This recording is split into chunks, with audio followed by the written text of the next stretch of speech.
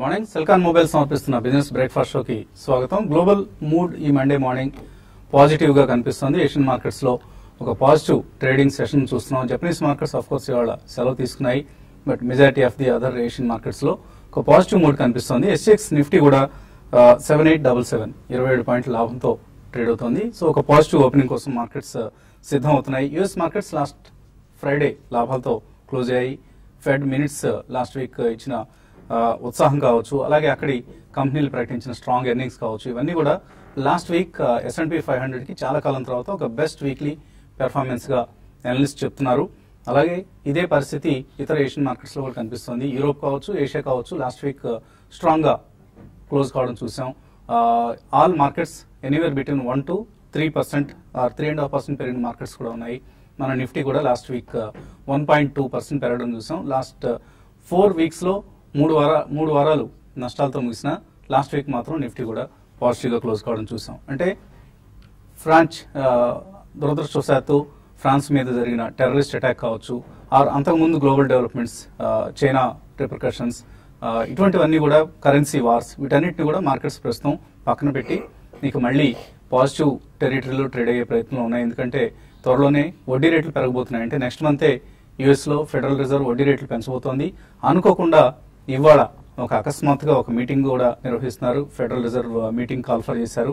ఇందులో ఎటువంటి డెసిషన్స్ తీసుకుంటారనేది కూడా ప్రస్తుతం కొంత సస్పెన్స్ గా ఉంది. ఎందుకు ఇటువంటి మీటింగ్ ను కాల్ఫర్ చేశారు? ఇవాళ సాయంత్రం యుఎస్ లో ఫెడరల్ రిజర్వ్ సభ్యులు సమావేశం కాబోతున్నారు. మేబీ అనుకోకుండా ఏమైనా వడ్డీ రేట్లు పెంపు లాంటి నిర్ణయం వస్తుందా అన్నది, అఫ్ కోర్స్ దానికి అంతగా ఆస్కారం లేదు. యుఎస్ లో అంత హడావుడిగా నిర్ణయాలు ప్రకటించరు, అడ్హాక్ డెసిషన్స్ ఉండవు కాబట్టి. బట్ స్టిల్ ఎందుకు పిలిచారన్నది ఎజెండా ఎవరికి తెలీదు. మేబీ ఇవాళ సాయంత్రానికి ఆ డీటెయిల్స్ వస్తాయి. అలాగే మన మార్కెట్ సంబంధించి ఈ వారంలో 4 ట్రేడింగ్ సెషన్స్ ఉన్నాయి. బుధవారం రోజు గురునానక్ జయంతి సందర్భంగా BSE, NSE పనిచేయవు. సో మార్కెట్స్ హాలిడే తీసుకుంటున్నాయి. సో ఈ 4 ట్రేడింగ్ సెషన్స్ పరిస్థితితో పాటు F&O ఎక్స్పైరీ కూడా మనకు గురువారం ఎక్స్పైర్ కాబోతోంది. November F&O series and winter session parliament November 26 నుంచి మరొక 3 రోజుల్లో వింటర్ సెషన్ పార్లమెంట్ సమావేశాలు ప్రారంభం కాబోతున్నాయి. సో ఇవన్నీ కూడా మార్కెట్స్ మీద ప్రభావం చూపించే అంశాలు. అండ్ లాస్ట్ వీక్ కొద్దిగా పాజిటివ్ మూడ్ లోకి వచ్చాయి కాబట్టి ఈ వీక్ కూడా ఆ పాజిటివ్ ధోరణి కొనసాగుతుందా లేదా అన్నది, ఎందుకంటే F&O ఎక్స్పైరీ సమయంలో కొంత వోల్టైలిటీ మనం చూస్తూ ఉంటాం. FII బిహేవియర్ లో కూడా కొంత మార్పు కనిపిస్తుంది. లాస్ట్ 14 సెషన్స్ లో వాళ్ళు 12 సెషన్స్ లో అమ్మకాలు జరిపారు, ఒక 2 సెషన్స్ మాత్రమే బయింగ్ చేశారు. సో లాస్ట్ ఫ్రైడే కూడా న్యూట్రల్ గా ఉన్నారు. ఆల్మోస్ట్ 94 crores వర్త్ స్టాక్స్ ని క్యాష్ మార్కెట్స్ లో FIIs సెల్ చేయడం చూసాం. అండ్ రోల్ ఓవర్స్ పరిస్థితి గమనిస్తే చాలా వీక్ గా ఉంది. In fact market wide role overs చూస్తే 17% కనిపిస్తున్నాయి. నిఫ్టీ రోల్ ఓవర్స్ 28% కనిపిస్తున్నాయి. బ్యాంక్ నిఫ్టీ రోల్ ఓవర్స్ 12.8% మాత్రమే బ్యాంక్ నిఫ్టీలో రోల్ ఓవర్స్ పొజిషన్. సో ఈ నెక్స్ట్ 2 days లో ఒకవేళ కొంత రోల్ ఓవర్స్ పరిస్థితి మెరుగైతే నెక్స్ట్ సిరీస్ లోకి మనం ఒక పాజిటివ్ ధోరణితో వెళ్ళగలుగుతాం. Otherwise and 7th pay commission recommendations ని ఇప్పుడిప్పుడు మార్కెట్స్ డైజెస్ట్ చేసుకుంటున్నాయి. 7th పే కమిషన్ అందరూ అనుకున్నది ఏంటంటే చాలా పాజిటివ్ గా ఉంటుంది, ఇదంతా ఎకానమీలోకి మరింత మనీ వస్తుంది, దీంతో కంపెనీస్ కొంత బెనిఫిట్ అవుతాయి, ఆయా కంపెనీస్ ఎర్నింగ్స్ మీద ఇది ప్రభావం చూపిస్తుంది అన్నది. అఫ్ కోర్స్ అందులో చాలా వరకు వాస్తవం ఉంది. ఎందుకంటే ఆటోమొబైల్స్ కావచ్చు, FMCG, రిటైల్ లాంటి కంపెనీస్ కావచ్చు, వైట్ గూడ్స్ కంపెనీస్ కావచ్చు, రియల్ ఎస్టేట్ కంపెనీస్ కూడా ఇదంతా పాజిటివ్ డెవలప్మెంట్ కానీ మనం ఇప్పటి వరకు భావిస్తూ వచ్చాం. అయితే ఇన్ఫ్లేషన్ మీద దీని ప్రభావాన్ని ఇప్పటిదాకా మార్కెట్స్ ఇంకా దీన్ని పరిగణలోకి తీసుకోలేదు. ఎందుకంటే HRA employees house rent allowance 109% పెరుగుతోంది 7th పే కమిషన్ రికమెండేషన్స్ వల్ల. అంటే CPI 0.5% పెరిగిపోతుంది. సో ఇటువంటి ఇన్ఫ్లేషనరీ కండిషన్స్ లో RBI ఇప్పటిదాకా మనం చూసిన రేట్ కట్స్ ను డిసెంబర్ లో మరొక రేట్ కట్ ఉంటుందా అన్నది కొంతమంది ఊహిస్తున్నారు. అది బహుశా ఉండకపోవచ్చు. ఎందుకంటే ఇప్పుడు వస్తున్న 7th పే కమిషన్ రికమెండేషన్స్ ప్రభావంతో కొంత RBI ఇంట్రెస్ట్ రేట్స్ ని తగ్గించకపోవచ్చు. ఇది కూడా మనం మార్కెట్స్ పరిగణలోకి తీసుకుంటాయి. సో అనుకోకుండా ఫెడరల్ రిజర్వ్ మీటింగ్ కాల్ఫర్ చేయటం, RBI ఇప్పుడు రేట్ కట్ ఉంటుందా లేదా అన్నది RBI నుంచి, ఈ అంశానికి సంబంధించిన సందిగ్ధత and winter session parliament winter sessions ప్రారంభం కావడం, ఇవన్నీ మార్కెట్స్ మీద నియర్ టర్మ్ లో ప్రభావం చూపించబోతున్న అంశాలు. సో ఈ అంశాలన్నిటికీ మార్కెట్స్ ప్రాధాన్యం ఇస్తూ ట్రేడ్ అయ్యే ప్రయత్నం చేస్తాయి. ఇక మరొక ముఖ్యమైన అనౌన్స్మెంట్ కూడా ఉంది TV5 తరఫున. నాగేంద్ర సాయి TV5 బిజినెస్ టీంలో కొత్త సహచరుడిగా ఈ రోజు నుంచి రంగ ప్రవేశం చేస్తున్నారు. వాణిజ్య పాత్రికేయుడిగా 12 సంవత్సరాలకు పైగా విస్తృత అనుభవంతో ఈటీవీ, సాక్షి, ఏబిఎన్, సివిఆర్ వంటి న్యూస్ ఛానళ్లలో బిజినెస్ ప్రెజెంటర్గా ఇన్వెస్టర్ కమ్యూనిటీకి చిరపరిచితులు, వినయశీలి, మృదు స్వభావి, అందరితో ఇట్టే కలిసిపోయే, చిరునవ్వుతో ఆకట్టుకునే లక్షణం ఆఫ్ స్క్రీన్లో సాయి విలక్షణత అయితే, మార్కెట్స్, పర్సనల్ ఫైనాన్స్ అంశాలపై చక్కటి అవగాహనతో విశ్లేషణ అందించడం ఆన్ స్క్రీన్ ప్రత్యేకత. సో టీవీ5 బిజినెస్ టీమ్ మీరందరూ మమ్మల్ని చాలా చాలా చక్కగా ఆదరాభిమానాలతో చూసుకుంటూ ఉంటారు. మీ ఆదరాభిమానాలను సాయి కూడా అవే ప్రేమాభిమానాలను అందిస్తారని ఆశిస్తూ, సాయి లాంటి ఒక చక్కటి సహచరుడిని మాకు అందిస్తున్న మా టీవీ5 చైర్మన్ బిఆర్ నాయుడు గారికి హృదయపూర్వక ధన్యవాదాలు తెలియజేస్తున్నాం. And welcome Nagendra Sai, welcome to TV5 business team. Thank you so much, Vasanth garu, for giving this opportunity, and I'm very thankful to especially Vasanth garu and TV5 management. చాలా కాలంగా మనం 10-12 years గా మీరు చెప్పినట్టు ఫీల్డ్ లో పనిచేస్తున్నాం మార్కెట్ లో. మీరు కానీ, లేకుంటే బాలా గారు కానీ, రాజేంద్ర ప్రసాద్, చాలా మంది అనలిస్టులు తో పనిచేస్తూ వచ్చాను. కాదు ఇక్కడ కొత్త ఛానల్, కొత్త వాతావరణం ఉంది కానీ, బట్ మీరంతా తెలిసిన ఫేసెస్. అంటే ఇన్ఫాక్ట్ ఎవరిదైనా కెరియర్ గ్రాఫ్ ఎలా ఉండాలంటే చిన్న స్థాయి నుంచి పెద్ద స్థాయికి ఎదుగుతాం. అది ఎవరికైనా కెరీర్ లో ఉండే ఒక స్వభావం. సో మీరు కూడా అలా చిన్న చిన్న ఛానల్ నుంచి నెంబర్ 1 ఛానల్ కి వచ్చారు. థ్యాంక్ యూ అండి. So congratulations. Thank you for giving this opportunity. I won't let you down. మీరు అన్నట్టు చాలా కాలంగా బిజినెస్ ఛానల్ అనగానే టీవీ5 నెంబర్ 1 గా చూసుకుంటూ వస్తుంటారు. నాకు కూడా ఒక డ్రీమ్ ఛానల్ లో ఉండేది టీవీ5 లో పనిచేయడం అనేది. ఇప్పుడు మీకు ఆపర్చునిటీ ఇచ్చారు నాకు, అండ్ ఖచ్చితంగా నేను ఈ ఆపర్చునిటీని 100% ఎఫర్ట్ తో సద్వినియోగం చేసుకుంటాను. మీ ఇన్వెస్టర్ కమ్యూనిటీ అంటే మన ఇన్వెస్టర్ కమ్యూనిటీ కూడా సాధ్యమైనంత వరకు హెల్ప్ చేయడానికి, వాళ్ళ సలహాలు, సందేహాలను వీళ్ళందరి చేత తీర్పించడానికి ప్రయత్నిస్తాను. థ్యాంక్ యూ అండి.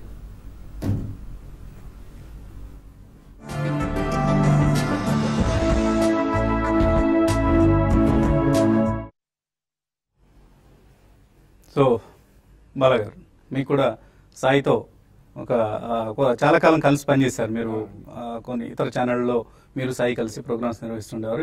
ఇప్పుడు మళ్ళీ అందరం ఒకే గూటికి చేరాం. సో ఎటువంటి అనుభవం ఉంది నాగేంద్ర సాయితో మీకు? బేసికలీ సాయితో అనుభవం అంటే, నాకు ఫస్ట్ నేను గతంలో ఇండియా బుల్స్ లో పనిచేసినప్పుడే సాయి నా దగ్గరకు వచ్చారండి. కానీ అప్పుడు ఇతరత్ర మాకు ఇండియా బుల్స్ లో నాకు కొన్ని రెస్ట్రిక్షన్స్ ఉన్నాయి. ఆ కారణం మూలాన నేను ఆయన ఎంత నన్ను ఆహ్వానించినా నేను వెళ్ళలేకపోయేవాడిని. దాని తర్వాత ఆ పయనం అనేది మీతో మొదలైంది. సో కాబట్టి మీరు, సాయి గారు ఇద్దరు కూడా నాకు అసలు టీవీ పరిచయం చేసింది డెఫినెట్లీ మీరిద్దరే. కాబట్టి నేను అందరూ ఇంతమంది ప్రేక్షకుల ముందరికి వచ్చాను. So is a excellent person. అంటే స్వభావం మీరు ఆల్రెడీ వర్ణించారు కాబట్టి నేను ఎక్కువగా చెప్పాల్సిన అవసరం లేదు. Is a very nice person and definitely knowledgeable. అంటే మనకి ఎక్స్క్లూజివ్లీ బిజినెస్ ప్రోగ్రామ్స్ చేయడానికి దానికి ఒక అవగాహన ఉండాలి, దానికి చాలా రీడింగ్ అది ఉండాలి. ఇవన్నీ కూడా గత ఎన్నో ఏళ్లుగా అతను స్పెషల్ గా ఎఫర్ట్ పెట్టి he has done quite a lot of things. ఇదే కాకుండా మేము స్పెషల్ కార్యక్రమాలు కూడా గతంలో వేరే ఛానల్లో చేసాం, మనం ఎలాగైతే టీవీ5లో చేసాం అలా. సో వీటన్నిటి అనుభవం కూడా మనకి ప్రేక్షకులకి బాగా అందుబాటులో ఉంటుంది ఇక ముందర కూడా. అండ్ మంచి మంచి ప్రోగ్రాంలు only half an hour slots 2 కాకుండా మీరు పదే పదే చెప్తూనే ఉంటారు, ప్రేక్షకులు మిమ్మల్ని అడుగుతూనే ఉంటారు, మన అందరినీ అడుగుతూనే ఉంటారు. సో డెఫినెట్లీ ఇంకా పోను మంచి మంచి కార్యక్రమాలు బిజినెస్ తరఫున కానివ్వండి, మన ఇన్వెస్టింగ్ కమ్యూనిటీకి డెఫినెట్లీ దోహదపడేందుకు అండ్ వాళ్ళు మంచి డబ్బు సంపాదించడానికి అన్ని రంగాల్లోనూ బిజినెస్ పరంగా వాళ్ళందరికీ బెనిఫిటే చేకూరుతుందని చెప్పి సాయికి I welcome into TV five studio and I wish him all the best. Thank you very much Bala garu. It's great journey with you. 7 to 8 years personal గా అండ్ ప్రొఫెషనల్ గా కూడా మీ నుంచి చాలా అంశాలు నేను నేర్చుకున్నాను. Thank you for welcoming me. So ఇది మన టీవీ5 బిజినెస్ సహచరుడిగా కొత్తగా రంగ ప్రవేశం చేస్తున్న సాయికి టీవీ5 చెప్పిన వెల్కమ్. ఇక మార్కెట్స్ విషయానికి వస్తే, సో ఒక రిస్క్ ఆఫ్ మూడ్ నుంచి మళ్ళీ రిస్క్ ఆన్ మూడ్ లోకి గ్లోబల్ మార్కెట్స్ ప్రయాణిస్తున్నట్లు కనిపిస్తుంది. మన మార్కెట్స్ విషయానికి వస్తే F&O ఎక్స్పైరీకి దగ్గర పడ్డాం. ఎటువంటి ట్రెండ్స్ మీరు గమనిస్తున్నారు? రాబోయే నెక్స్ట్ ఈ ట్రంకేటెడ్ వీక్ లో మార్కెట్స్ బిహేవియర్ ఎలా ఉండబోతుంది? ఐ థింక్ మీరు ఇందాక చెప్పినట్టు 4 weeks లో తర్వాత మేబీ లాస్ట్ వీకే మనం ఒక గ్రీన్ బార్ అనేది చూసామండి వీక్లీ చార్ట్స్ మీద. బట్ యాక్చువల్లీ ఇక్కడ గమనించింది ఏంటంటే మనకి ఫాలో ఆన్ బయింగ్ అనేది లేదు మార్కెట్. సో చాలా టైట్ రేంజ్ లో ట్రేడ్ అవుతున్నట్టు కనిపిస్తుంది. ఇన్ఫాక్ట్ ఫ్రైడే రోజు కూడా మనం ఒక డోజీ ప్యాటర్న్ అనేది చూసాం. సో ఓపెన్ అండ్ లో ఆల్మోస్ట్ క్లోజ్ అయింది. మేబీ మార్కెట్ ఒక 50 to 70 points పైన పెరిగినప్పటికీ. సో ఈ విషయాన్ని చూస్తే ప్రాబ్లీ ఐ థింక్ ఒక టైట్ రేంజ్ లో ట్రేడ్ అయ్యే అవకాశం ఎక్కువ ఉంది. 7714 అనేది లాస్ట్ వీక్ లో ఏదైతే ఉందో ఒక స్ట్రాంగ్ సపోర్ట్ గా మనం పరిగణించవచ్చు. అదేవిధంగా మార్కెట్ పుల్ బ్యాక్ వచ్చి 79-78 ఏదైతే 20-day మూవింగ్ యావరేజ్ ఉందో అక్కడ ఒక గట్టి రెసిస్టెన్స్ ఉండే అవకాశం ఉంది. సో ప్రాబ్లీ 7714 అండ్ 7978 ఒక రేంజ్ లో ట్రేడ్ అయ్యే అవకాశం ఉంది. బట్ ఈవెన్ లాస్ట్ వీక్ లో కొన్ని ఇండివిజువల్ స్టాక్స్ లో కూడా మంచి మూవ్మెంట్ వచ్చినప్పటికీ ఫాలో ఆన్ బయింగ్ అనేది కనపట్లేదు. So probably I think market కొద్ది సైడ్ వైజ్ రేంజ్ లోనే ఉండేటట్టుంది. ఐ థింక్ ఏవైతే స్టాక్స్ పెరుగుతున్నాయో మేబీ అవి కొద్ది కరెక్షన్స్ లో like stocks like Arvind Mills ఇలాంటివి అయితే బ్రేక్అవుట్స్ వచ్చినాయో మేబీ 1 or 2 ప్రైస్ పాయింట్స్ లో వాటిని తీసుకోవచ్చు. అదేవిధంగా బ్యాంక్ నిఫ్టీ రేంజ్ చూస్తే కనుక మనకి లాస్ట్ వీక్ లో ఏదైతే ఉందో 16,787 అండ్ ప్రాబ్లీ 17,222 ఈ రేంజ్ లో ట్రేడ్ అయ్యే అవకాశం ఉంది. ఏదైనప్పటికీ మనకి క్లియర్ బ్రేక్అవుట్స్ వచ్చి ఈ రెండు లెవెల్స్ పైన గానీ లేదంటే కింద గానీ క్లోజ్ అవుతాయి మటుకు ఫ్రెష్ పొజిషన్స్ తీసుకోవచ్చు. అదర్వైజ్ ట్రేడింగ్ కొద్దిగా అవాయిడ్ చేయడం బెటర్. ఓకే అండి, ఇక ఇన్వెస్టర్స్ నుంచి కాల్స్ అలాగే మెయిల్స్ తీసుకునే ముందు కాసేపు ప్రకటన.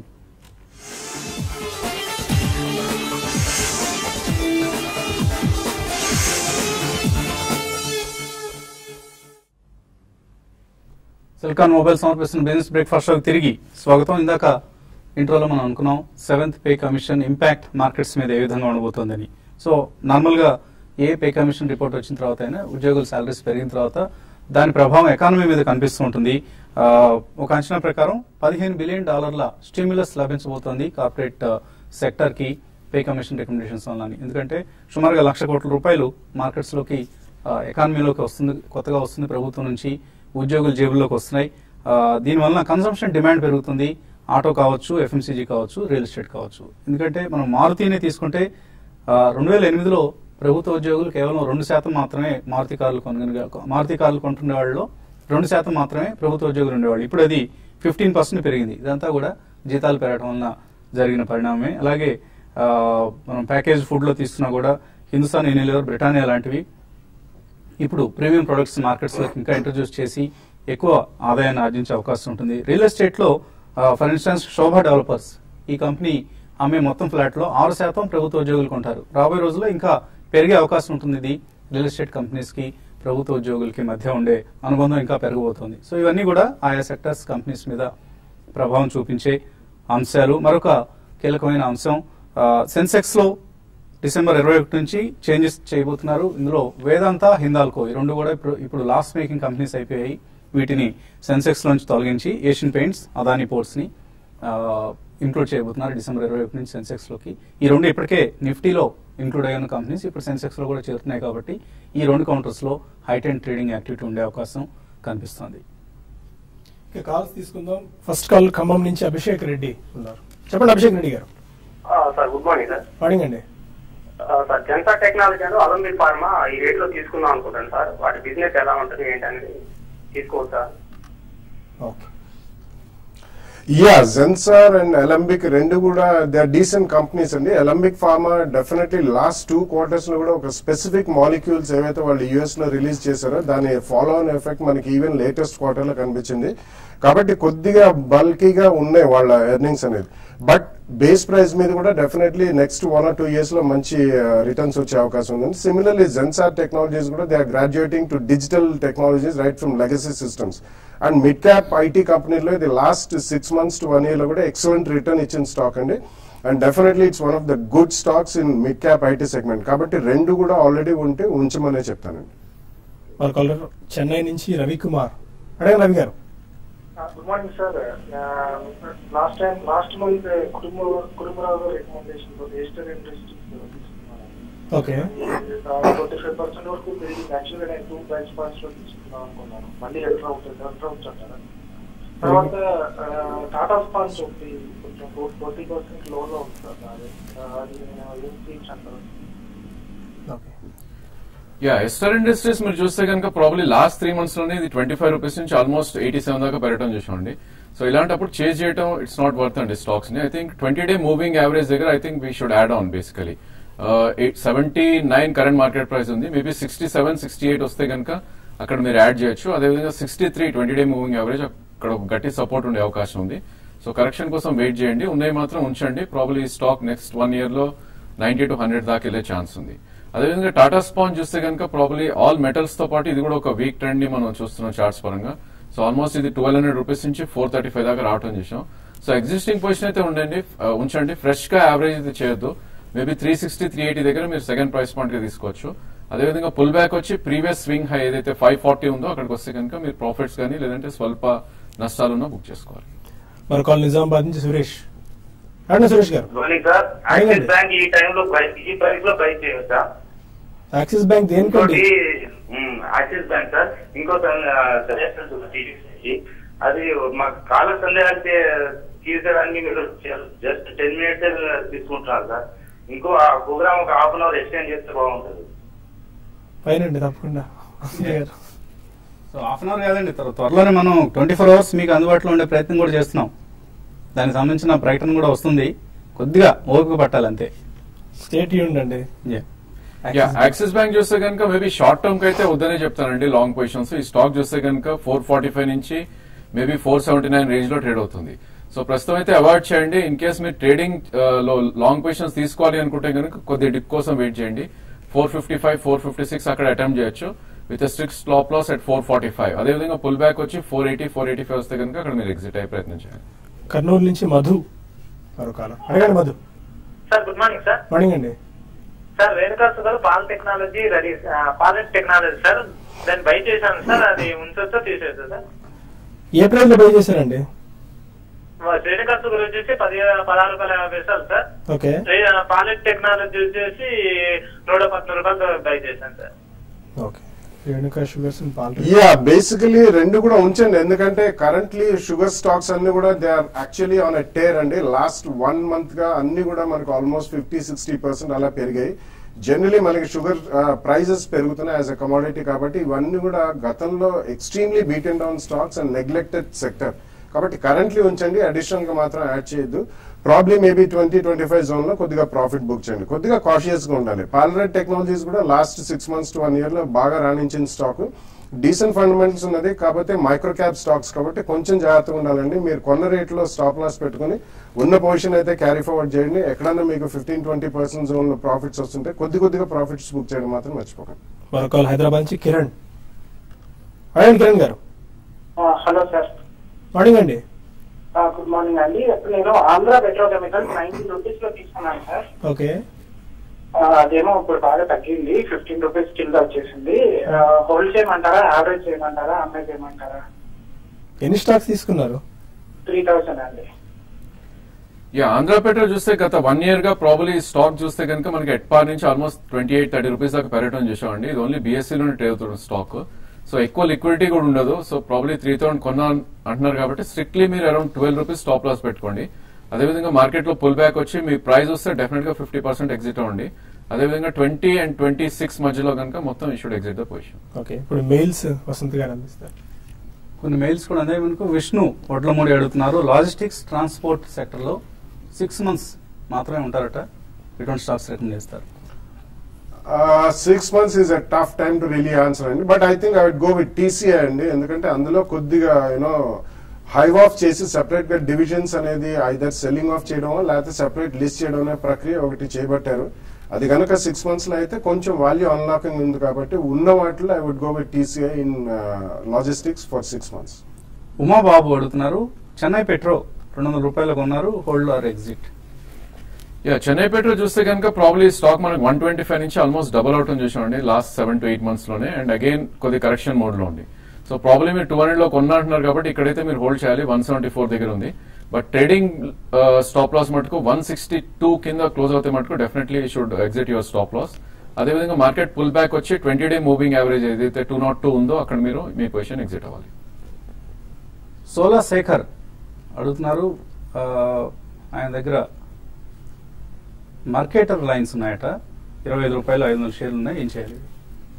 I think it's not performing అండి. జనరలీ మనకి షిప్పింగ్ సెక్టర్ అంతా కూడా అంత ఆశాజనకంగా లేదు కాబట్టి, and it's a penny stock, almost చాలా చిన్న స్టాక్ అయిపోయింది.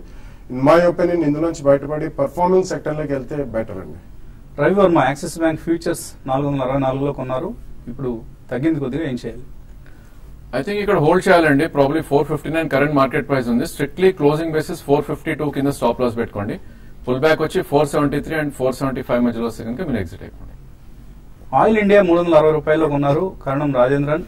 యూపీఎల్ 440లో కొన్నారు, hold or exit short term కోసం. ఇన్ఫాక్ట్ యూపీఎల్ లో న్యూస్ ఉంది, అద్వాంతాతో మెర్జ్ చేస్తున్నారు, అమాల్గమేషన్ ఉంది అని. అవునండి. అడ్వాంటా దాంట్లో actually Advanta is one of their associate companies, కానీ అది కూడా యూపీఎల్ లో మర్జ్ చేద్దాం అనే వార్త ఒకటి వచ్చింది. సో యూపీఎల్ డెఫినెట్లీ హోల్డ్ చేయమని చెప్తానండి. ఆయిల్ ఇండియా మాత్రం it's again related to crude కాబట్టి, and it's upstream oil company. ఏదైనా చిన్న ట్రేడింగ్ బౌన్స్ వస్తే అందులోంచి బయటపడండి. ఎస్బీఐ అదాని పోర్ట్స్ 3 months కోసం కొందాం అనుకుంటున్నారు. రాఘవేంద్ర రావు కొత్త మాసు ఏం చేయాలి? రెండు కూడా వీక్ గా ట్రేడ్ అవుతున్న స్టాక్స్ అండి, రెండు కూడా లాంగ్ పొజిషన్స్ కి అవాయిడ్ చేయండి. మేబీ అదాని పోర్ట్స్ కొద్దిగా సెన్సెక్స్ లో ఇంక్లూడ్ అవుతుంది కాబట్టి ఏమైనా ట్రేడింగ్ యాక్టివిటీ ఉండొచ్చు, బట్ స్టిల్ 3 months కోసం అయితే ఇట్స్ ఏ స్పెక్యులేటివ్ బెట్ కాబట్టి అవాయిడ్ చేయండి. ఇది ఇవాల్టి సెల్కాన్ మొబైల్స్ సమర్పించిన బిజినెస్ బ్రేక్ఫాస్ట్. మధ్యాహ్నం స్మార్ట్ ఇన్వెస్ట్మెంట్ సాయి అందిస్తారు.